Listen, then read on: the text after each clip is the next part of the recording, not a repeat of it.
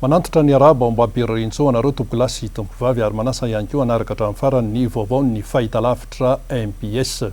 Tonga namaly ny antso ny fanasana nataony teo anivon'ny fitondram-panjakana tarihan'ny misahana ny filoham-pirenena Vonjamaika Rivo Rakotovao mivady teny amin'ny lapan'ny Iavoloha androany.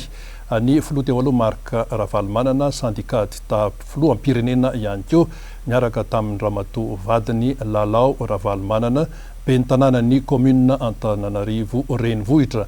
Nandritra izany no nanarotana mpanao gazety marobe nanontaniana azy momba ny fahitany ny raharaham-pirenena ka anisan'izany ohatra ny ovalin'ny fifidianana filoham-pirenena fiodinana faharoa Rampitso izay avoaka ny fitsarana avy moa lalam-pandrenana amin'ny alalan'ny didim-pitsarana.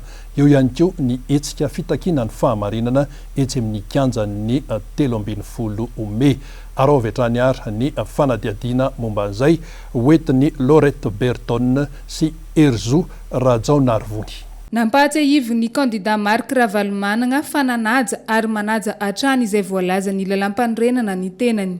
Eo am-piandrasana ny valim-pifidianana havoaka ny HCC amin'ny fomba ofisialy. Mitana ny teny nomeny Andriamatoa Marc Ravalomanana raha toa ka magnaraka ny hitsiny sy araka ny fahamarinana ny vokatra avoaka ny HCC Rampitso fahavalo ny volana Janoary 2020 sy 2020. Mibaribary hoy ny candidat Marc Ravalomanana fa ny olom-pirenena mihitsy no mitaky ny fahamarinana amin'ireny hetsika eny an-kianja ireny satria mahatsapa izy ireo fa voahitsakitsaka ny zony. Minonareo fa tsy maintsy voaka foana marina foana. Efa miantso sy midadadada daholo ny olona rehetra hatramin'ny filimpiangonana hatramin'ny olon-tsotra société civile hoe marina foana. Dia mahatoky sy mino aho fa dia tsara ny fitsarana marina koa reo HCC reo. Tena mahatoky sy mino aho. Dia miandry ampitoniana ny mpifidianana Rampitso. Ho any amin'ny HCC venao Andriamatoa filoha Rampitso? Ho any amin'ny HCC venao? Ho any aka. Ho any aka. Zao am zay marina zay ndio tafoko. Tsisy firenena azo atsangana mihitsy eto ambony tany raha tsy mijoro amin'ny fahamarinana aloha. Satria raha ohatra ka amin'ny osoka sy amin'ny langa sy amin'ny zavatra tsy marina ny ijorana firenena tsy haratra mihitsy firenena. Soa imbona amin'ny malagasy no dia tavintsika fa tsy ho anarery akory. Tsy izany marina na zany na marina anao fa marina foana. Zay ely izy. Tsy zarery ho iaho. Fa na société civile na comité international reo fa samy milaza daholo fa nisy tokoa ny zavatra tsy nandeharaka ny tokony heverana azy. Ohatra anankiray ary le bulletin unique iny tokony isy numéro izy iny ny sosy dia le bulletin nefa tsisy raha izay. Faharoa hitanao le hoe natratra taha-pifidianana mihoatra ny 100 isan-jato. Fahatelo ny fanodonana an'le vato tokony ho an'ny candidat 25 lasa ary amin'ny trésorerie. Zany dia marina. Tato ato ianao Andriamatoa filoha somary ohatran'angingina ny mpiara-dia aminao no teny kianja misy antony manokana. Tsy zay ve izy e. Satria za tena manatsa tsara ny lalam-panorenana. Efa mitondra tao 7 taona fantatro tsara hoe io lalam-panorenana ihany ahafahantsika mijoro. Ary tsy maintsy mampiseho modely aho eo anatrehan'ny hafa. Ary ny eo tamin'ireo communauté internationale reo tamin'ny 31 décembre dia nilaza tany matokiana reo aho. Fa reo ilay olona zay nahatsiaro fa vohitsakitsaka sy vohosihosy ny safidiny tsy tantra le izy. Ary zay maha-démocratie iny e. Anaika ny voka-pifidianana raha ohatra ka tena mandeha amin'ny fahamarinana tsara ny fanapahan-kevitra ary mahatoky ny HCC tena mahatoky azy minonareo olona mivavaka olona mahalala ny tokony atao. Reny tenin'ny présidentny efitsikeviny reny inge mazava mbola averiko indray tsisy firenena anana fitoniana eto, tsisy firenena ovanina eto raha ohatra ka amina osoka na amina zavatra tsara dalàna. Lahara-pahameagna ho amin'ny firenena tsara tantana sy mandroso hoy hatrany Andriamatoa Marc Ravalomanana ny fandalagna ny fahamarinana ka vonona ny hijoro amin'izany ny tegnany. Fa efa tao anatin'ny andro maromaro zay no nisy ny hetsika fitakiana ny ivoahan'ny fahamarinana teny amin'ny kianjan'ny 13 Mey. Tao anatin'izay andro maromaro rehefa nisy ny hetsika izay dia nisy ny naratra, nisy ny voasambotra, nisy ny sepitra sy ny sisa. tamin'ity androany ity na teo aza izany atao hoe fisehoan-javatra maromaro izany dia tonga hatrany teny amin'ny kianjany 13 Mey ireo vahoaka maro be. Ndeha ho arahantsika ny fanadihadiana momba an'izay teo amin'ny sarin'ny Rivo Rajaonarivelo. Vao maraina dia feno mpitandro filaminana tetsy amin'ny parvy Analakely sy ny manodidina ny kianjany 13 Mey nanakana ny olona aneo hevitra sy taky ny fahamarinana. Na izany aza dia teny an-toerana hatrany ireo olona izay mitaky izany fahamarinana izany tamin'ny fifidianana filoham-pirenena fiodinana faharoa iny sady atosiky ny afim-pitiava-tanindrazana raha teo. Niverimerina hatrany fa takina ny voahany marina ny malagasy raha teo amin'izao fotoana izao tsy mila osoka sy alatra sy kolikoly ary izany rehetra izany dia mba aseho ihany keo ho modely mba hitsinjovana ny hoavy mamirapiratra ny taranaka. Ny fitakina ny fahamarinana raha ny nambaran'ny olona tonga teny amin'ny 13 Mey dia tsy fahatsoana sy eloka velively fa izany no everina fa mampandroso ary nanamafy ihany koa ireto olona teny amin'ny kianjany 13 Mey ireto fa na inona hitranga sy hitona dia hijoro hatrany izy ireo hitaky ny marina. Fa anisan'ny toe-javatra izay nanamarika n'ity androany ity ihany koa ny nahamay ny RLM communication izany. Tokotokony tamin'ny 2 maraina no nisiny izay firehetana izay. Gazety antsoratra maro no miasa ao amin'ity fohy be ity. Hatreto mbola tsy fantatra ny tena marina fa dia efa mandeha aloha ny fanadihadiana. Vaovao izay tanteriny Jessica Miray teo amin'ny sarin'ny Mano Randremalala. Mahay kila forehatra tsy nisy azo niraisina toy izao ny birao misy ny RLM communication ety Akorondrano. Tokony ho tamin'ny 2 ora maraina no misy ny fipoahana tao anatin'ny birao ka nahatonga ny firehetana. Raha ny nambaran'ireo mpiambina tsy nisy olona nandalo hitan'izy ireo fa afo efa mijoalajoala no hita tao aorian'ilay fipoahana. Mahita tao anatin'ity birao ity avokoa ny birao misy ny gazety antsoratra La Ligne de Mire, Le Citoyen, La Dépêche de Madagascar sy ny Tritra Madagascar. Mahita ato ihany koa no misy ny birao ny lachassinfo.com sy ny 24 heures Mada, gazety amin'ny tambazotra tserasera. Nisy birao hafa ihany koa mahita ao ambony izay tsy any RLM communication. I mpiambina mazava ho azy misy mpiasa amina gazety antsoratra mantsy dia ny farany zany mpiao histreny rehefa naterina nody zany dia mody moa ireo mpiambin'ireo aty atoerana dia miambina an-toerana miaraka amin'ny mpamily dia eo moa no makaina kely satria mbola andeha moka gazety indray zany any ho any amin'ny ataontsika hoe amin'ny 3 maraina any ho any dia saingy teo ampatoriana moa raha ny fitantaran'izy ireo zany no naheno zavatra mipoaka tsy natsikaritra olona niditra tsy natsikaritra inona mihitsy zany ka eo zany no masarotra ny anomezana ny fanampam-baovao fa efa zavatra nipoaka no nanaitra azy ireo hoe inona zany mipoaka zany. Rehefa nijerena le mipoaka dia efa afo miledaleda tena efa afo miledaleda dia tsy misy afa-tsy ny fampandrenesa moa ny mpamonjy fona sy ny mpitandro filaminana. Tsy mbola voafaritra ihany koa hatramin'izao ny tetibidin'ny zavatra mahay tato fa ny fantatra kosa dia tsy nisy azo niraisina tato na dia iray aza. Tsy mbola nisy ny resaka fampiatona ireo mpiasa fa raha ny fanazavana azo dia hosokafana faran'izay aingana ny toeram-piasana. Tsy fantatra aloha hatreto izany na inona no tena antony nahatonga ny fahamaizana. Na kisendrasendra sa misy ifandraisany amin'izao sehatra politika mahavaivay eto amin'ny firenena izao. Dia iveriny indray ve izany ny fandrobana sy ny fandorana ary fandravana? Dia indroa hitan'ny maizina tokoa ve i Madagasikara? Mbola eny anivo ny manam-pahefana amin'izao ndraharaha. Fa anisan'ny vaovao tena mitana ny sain'ny maro amin'izao fotoana izao ny tranga rahampitso satria manomboka amin'ny 3 ora tolakandro amin'io rahampitso io no anambarana amin'ny fomba ofisialy ny voka-pifidianana ofisialy zany fifidianana filoham-pirenena fiodinana faharoa izay didim-pitsaramana moa no avoakan'ny fitsarana avo momba ny lalam-panorenana momba an'izay.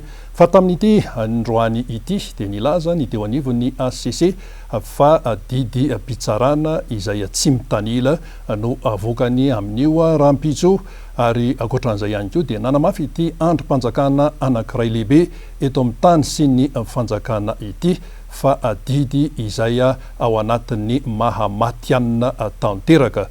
Fa anisan'ny nahagaga ny maro ihany koa tamin'ity androany ity ny fanambarana nataony teo anivon'ny voameram-pirenena mahaleo tena momba ny fifidianana na ny CENI. nilaza mantsy ny teo anivony izany seny izany fa dia iny fifidianana filohampirenena iny no hitandry zareo fa nangarara tanteraka hatramin'izay na Madagasikara any Madagasikara fomba fijeriny seny izay fa ho an'ny Besomary kosa dia afa tanteraka ny zavatra niseho teto amin'ny firenena tamin'iny fifidianana iny. Ankoatr'izay dia nanambara ny seny fa amin'ny 4 Janoary 2024 izao izy ireo no amoaka ho fatabahoaka ny heveriny fa tsy fahatombanana teo anivon'ny fifidianana. Dia hoy ny maro hoe inona indray moa no ilana an'izany. Fa tamin'ity androany ity manoloana ny toetra rahampirenena eto Madagasikara dia nivoaka tamin'ny fahanginany ireo ministra izay amin'ny anaran'ny Tiako Madagasikara ao anatin'ny gouvernementa. Nambaran'izy 4 mianada fa tsy araka izay nantenaina ny fikarakarana an'izany fifidianana izany, manameloka tanteraka ny fampiasana herisetra fikatsahana ny fahamarinana etsy amin'ny kianjan'ny 13 Mey ary nilaza ihany koa ireo ministra 4 mianada avy amin'ny anarany Tiako Madagasikara ao anaty gouvernementa fa manantena ny fitsarana avo momba lalam-panorenana izy ireo mba amoaka ny tena fahamarinana amin'io didy rahampitso io. Vaovao tanteriny Jessica Miray teo amin'ny sarin'ny Manu Randriamalala.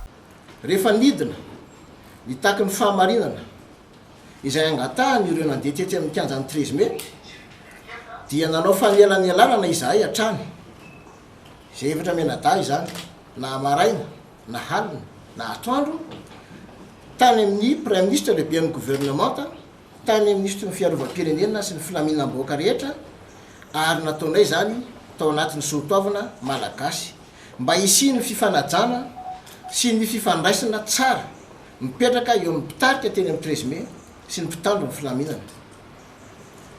Telo andro aty aoriana nefa tamin'ny herinandro lasa izany dia niova ny toe-javatra ka toa lasa fampiasana herisetra sy fidarona amin'ny alalan'ny bomba mandatsa-dranomaso na bomba lacrymogène no niseho. Izay 4 mianadahy manokana dia mahita fa tsy nilaina nanaovana zany herisetra zany. Lavina ekitsorano izany satria ampilaminana no afaka ny fampiresahana ary mino fa tsy olona andeha androba na itoraka ireny anankendreny fa nangataka ny marina. Tsy mitongirana izay raha miteny izany aho fa milaza fotsiny fa hoe dia nilaina ve nanaovana anireny bomba lacrymogène maro be reny izay misy 700 ny sasany tao anatin'ny andro anankiray na ora vitsivitsy fotsiny aza na keny amin'ireny olona mitaky reny satria zoany no mitaky. Fifidianana natao ampilaminana izy nanao azy zoany no mitaky izany. Fa momba ny rahampirenena ihany tsy afaka niangina izahay hoy ny teo anivon'ny firaisankina ny syndika eto Madagasikara manoloana izao atoedrara eto amin'ny firenena izao. Nahitsy ny teniny teo anivon'ny firaisankina ny syndika eto Madagasikara fa tena tsy mety ary tsy mendrika ny firenena malagasy ny mbola fampiasan-kery amin'izao vanim-potoana iainantsika izao manoloana ny fanehoan-kevitra fitakina ny fahamarinana. Ny antefa teny anivon'ny fitsarana avo momba lalam-pandrenena ihany koa ny firaisankina ny syndika eto Madagasikara mba amoaka ny tena marina amin'ny didim-pitsarana izay voakeo rahampitso satria raha tsy izany no mitranga dia aino ny eo anivon'ny firaisankina ny syndika eto Madagasikara ny sin'ny krizy vaovao indray. Dia toy izao vetrany ary ny fanambarana hoentin'ny sekretera jeneraly ny dokotera Rakotoniasy Jean Raymond. Manameloka ny herisetra tafahoatra izay natao teny amin'ny kianjan'ny 13 Mey. Marina tokoa fa tokony andraisana andraikitra izay mioapefy ary tsy miaro mihitsy ny mpanao fihetsiketsehana mioapefy izahay fa raha fanehoan-kevitra malalaka atao ampilaminana tahaka an'izay efa nataon'ny syndika sy ny député 3 teny amin'ny 13 Mey tsisy antony mihitsy hoe anakanana sy ampiasana ny herim-pamoretana tafahoatra tahaka an'ireny. Tamin'ireny zao dia maro, nisy tany amin'ny hôpital des enfants tonga hatrany ny bomba lacrymogène hatrany Antaninarenina hatrany amin'ny toeram-piasana rehetrarehetra heverinay fa tena tsy mifandanja amin'ny zavatra misy ny fampiasana ny hery tafahoatra tahaka an'izany.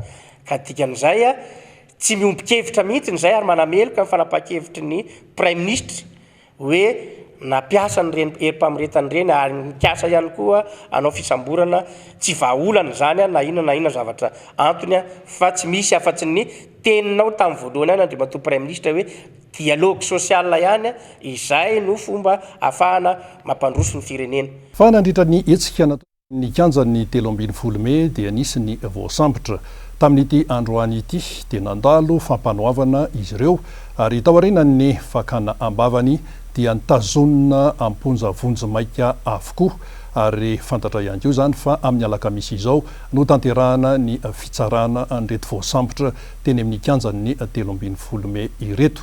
Fa nisy ny olona anankiray izay anijoro vavolombelona satria ny fanontaniana apetraka maro teny hoe rehefa voasambotra ireny mpitolona teny amin'ny kanjan'ny 13 Mey reny dia natao inona hoentinaiza ary inona no iafarany. Ity olona anankiray mijoro vavolombelona ity dia anisany afaka taorianany fanadiadiana izay natao taminy ary hoentiny amintsika kosa ary izay natao tamin'ny vatatenany zany sy ny izay zavatra rehetra ny ainany taorianany fisamborana azy teny amin'ny kanjan'ny 13 Mey ara ohatrany ny fanadiadiana.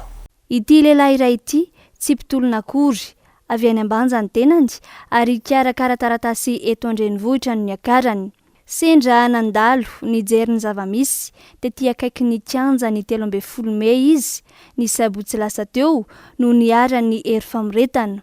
Tsy vitany nandatsana bomba mandatsa ranomaso fa mbola narahina tifitra izany ka nandratra azy. Avy eo mbola nosamborina sy narahina avony ihany koa araka izao fitantarany izao. Teo akaiky ny tana plaza mihitsy zay fa tsy teo amparivy le misy raha io. Teo no ampisotrona kokaza no mitsangana dia nandefa le grenade lacrymogène sy anona reny le mpitandro filamina. Izy moa ohatrany mbola tsy de fohitako reny ohatrany ka rehefa sembotra dia nitsangana teo indrindra no mitifitra zay eto tia dia ato dia eto zaza ny loha zao dia nisy vehivavy bevoka zay koa vo eto amin'ny tareha dia eto amin'ny tenda eto dia tia amin'ny tanana dia tia akaiky ny kibon'izay bevoka. Hitany masoko zany fa zazany rehefa voty eto amin'ny eto dia nandehabe ny raha ary tsy nampotsika izy ana sady nianjera moa zany satria mafy be le izy mafy be nianjera dia nandehabe ny raha dia anao tsisy namonjy satria samy tsoka daholo le olona teo dia ny akanjoko iny nono tao anatin'ny saiko hoe anapenako an'le ratra zay mahazo ahy ary tonga dia tao an-tsaiko anatina toeram-pitsaboana. Ny zava-nisy nandeha teo zany hoe akaiky amin'ny petite vitesse iny ho hijery satria ohatra misy dispensaire zay ao ambadika ao. Nanampina an'iny nandeha tery aloha le fipo nanao kagolona reny zay nitifitra sy nitifitra anay teo dia teo efa tery aloha ry le maratra ry dia nzay ozy hoe ay hitondrana amin'ny hôpitaly ngamba ry zareo reto kanefa zava-nisy ty tsy zay samborona sady mbola nianjery any moa nitsahana eto amin'ny tratra zay olona efa naratra dia nisy niteny moa tao hoe direction AGRA nefa tsy zay ny zavatra nisy fa nahodikohodina sady nahodikohodina teo Analakely ary ny fisamborana ary moa dia tena tsy haiko na ohatra reny na misambotromby ary ohatra tsy ohatra reny satria sady any ianao no ahondrika ny velesina basy aty amin'ny tongotra aty ny portefeuille moa zany amin'izany dia efa very daholo ny taty am-posy afa-tsy zay zavatra kely telefona zavatra kely ihany no tavela tao tsy hay hoe ahoana satria efa tena fanina ho azy satria be loatra le raha very tamin'ny vatako. Tonga teo mba nangataka hoe hoeto any amin'ny dokotera ary zany opariny sy menasy nahazo anaty eo. Tsy zany eo tsy anisan'le aniny eo fa mba hoeto ary zalahy mangina sady eny menasy be moa zany sady dia nanino tsy afaka nanimona ntsony noentina teo amin'ny parvis devant parvis teo zany nisy camion ny gendarmerie zay teo dia nampidirina tao ahako zay efa nisy olona roa lahy voatana tao. raha vantany voanary ity tranga fisamborana ity teo anivony K25 dia nandefa mpisolo vava miisa 3 mba hiaro azy ka afaka nivoaka teo ambavahoan'ny fonjany tenany.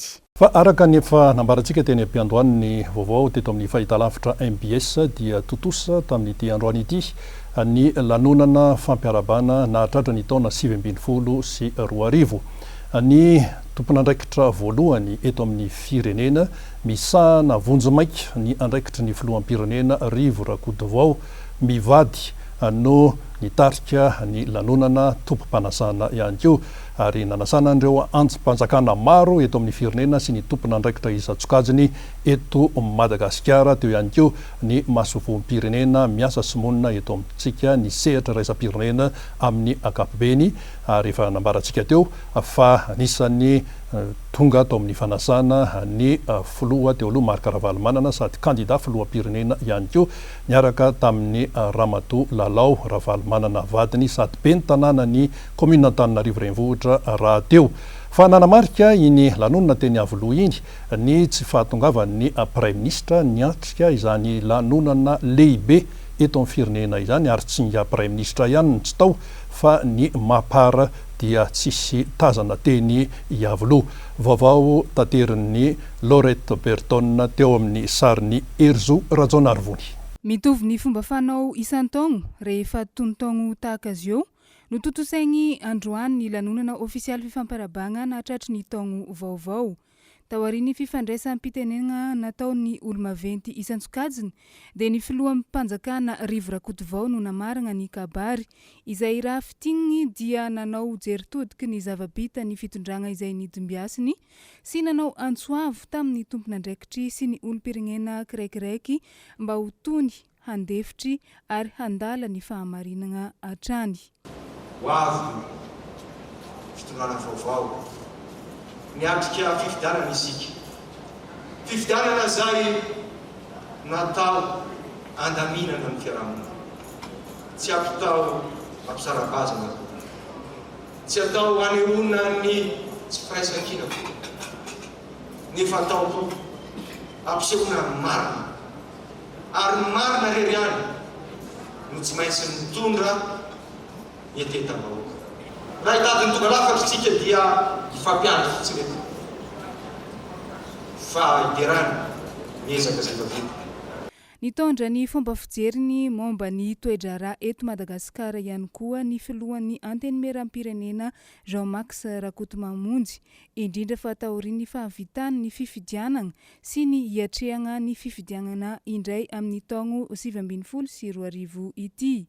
Antoko ny fahamarinany toeran'ny fitondragna, ny fanesorana tanteraka ny lesoko sy ny vangavanga rehetra eo amin'ny fitantagnana ny raharaham-pirenena mba hisiny mangarahara ho ity filohan'ny andrim-panjakana ity. Alohan'ny rosoana amin'ny fifidianana isan-tsokajiny mbola miandratsika amin'ity taona ity dia andeha hatao mbola haram-pahamehana tsy ampandeferina ny fanamboarana araka ny tokony ho izy zay ahazoana mandavorary tanteraka zay fifidianana ho avy. Ohatra, ny tokony rosoana amin'ny fanisambahoaka biometrika ahazoana lisy fifidianana akaiky kokoa ny olona rehetra mahafehiny fepetra mba tsy hisy verizo ny olo-pirenena.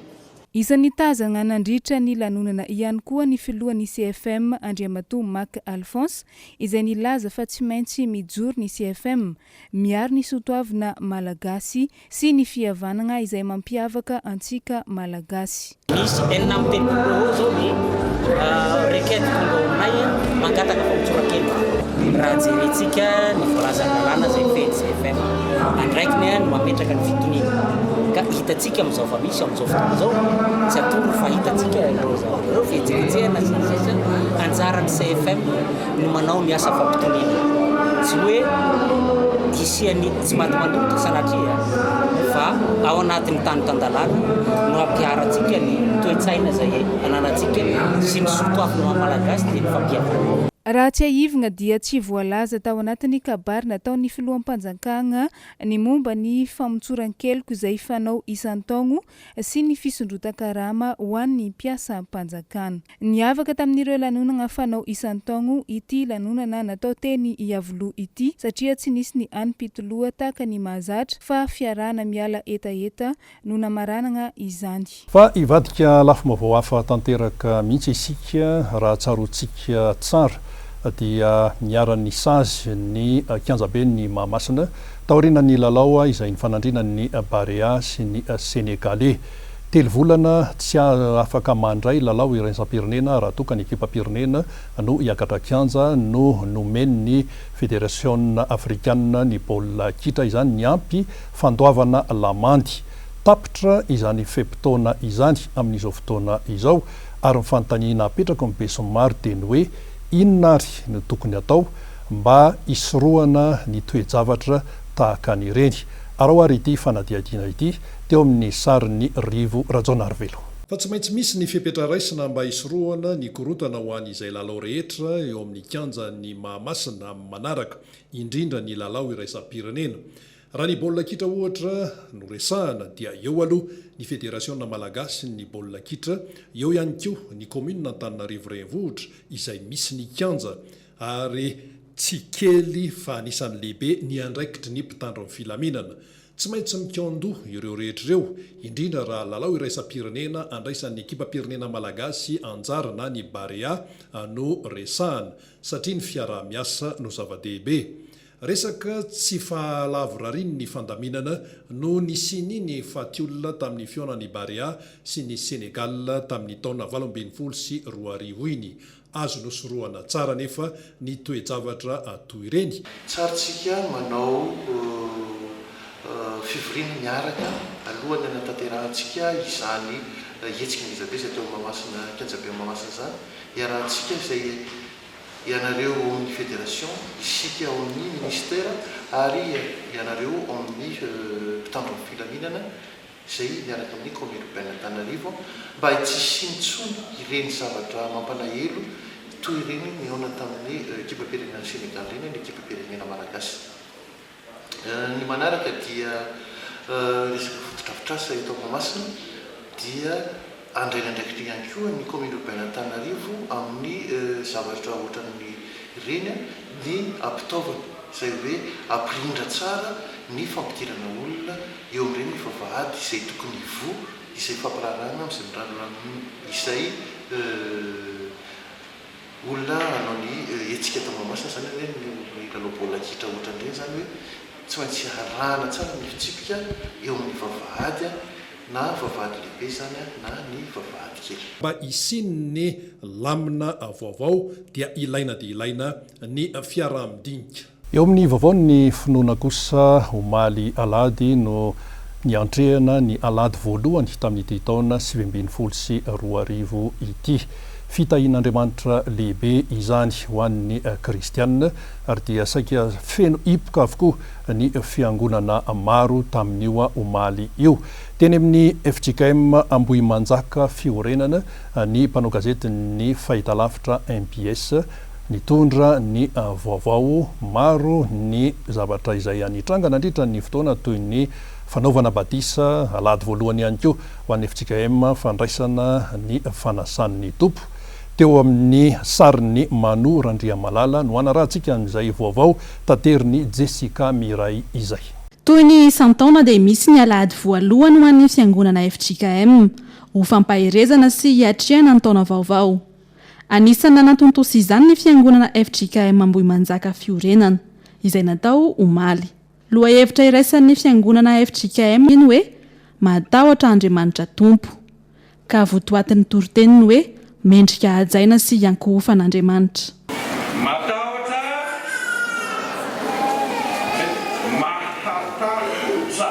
Andriamanitra tompo. Ina ny piazany hoe mahatahotra, mendrika ho hajaina, mendrika iankohofana, mendrika ankapoavana. Zay ny piazany hoe mahatahotra. omena azy ny voninahitra amonjy. Manandanja ary lehibe ho an'ny mpino kristianina tokoa ny fotoam-bavaka amin'ny alahady voalohan'ny taona toy izao. Antony nandaran'ny mivavaka zany tamin'ity alahady voalohan'ny taona ity dia tiako hanaradia ny tompo mandritra ny taona 2024 ohatra rehetra. Hanaradia ohatra izay koa zany ny zanako rehetra dia izay takitako zareo ona mpakaty amin'ny hevitsika. Ity taona vaovao ity zany dia tena dikan'ny momba ny fiainako iray manontolo zany tena apetrako anaty an'Andriamanitra satria mbola velatra famonjena koa dia tena isaorako anazy dia natompoko zany ty alahady ty iterana sankalazana ny anaran'Andriamanitra dia mandritry ny amin'ny ainako zany dia anompo an'Andriamanitra amin'ny androm-piainako rehetra ary tsy hanapaka isaky ny alahady fa tena idera sankalazana. Ny alahady voalohany androany dia zava-dehibe ho anahy satria tsy inona alahady ahafahana misaotra an'Andriamanitra amin'ny fahasoavana nomeny. Amin'ny alahady voalohany anazy dia izy ny alahady voalohany izany hoe mitarika amin'ny taona rehetrarehetra. Fanitarana ny taona vaovao sy amin'ny folo sy roa arivo dia ho anahy ilay izy zava-dehibe ho anahy nandehanana taty am-piangonana androany satria ho fisaorana ny tompo. Indray mandeha niditra ny fotoam-bavaka omaly tao amin'ny FJKM Ambohimanjaka fiorenana ary nisy ihany koa ny batisa sy ny fandraisana ny fanasan'ny tompo. Izay ihany koa no namarana ny vaovao teto amin'ny fahitalavitra MBS isaorana ianao naharitra hatramin'ny farany. Isaorana ihany koa ireo ekipa rehetra niarana anaty tosa ity vaovao ity. Mankasitraka tompoko.